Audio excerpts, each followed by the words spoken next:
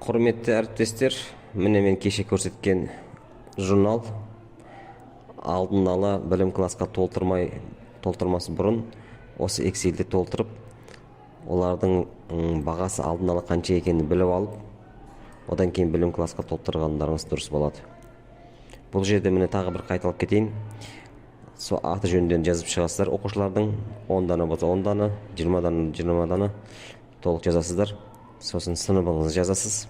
Сосын міне жерде графада сол формативке қойылатын жерлер. 2 айға берілетін болса, бірінші күн, екінші күн деген сияқты қойып кете бересіздер бағаларын. Сөйтіп барып ол автомат түрде есептей береді. Сосын БЖБ жазатын. БЖБ-ның максималды балын мына жерге енгізесіздер. 10 болса 10, немесе 12 болса 12.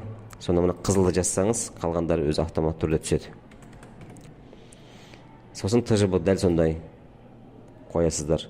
Олардың БЖБ алған балларын мына жерге жазып шығасыздар. Мынаған тиіспеңіздер. Мына жерге жазып шығасыздар. Әрқайсысын жеке-жеке жазып шығасыздар. ТЖБ-ны сөйтіп жазып шығасыздар.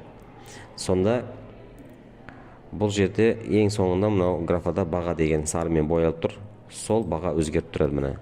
Соған қарап сіз алдын ала қай оқушы қанша алатынын біліп отырасыз. Сосын ең асты жағында мына пайызбен есептеп береді ол. Сізде 4 пен 5-ке оқитын оқушылар саны 10 дана.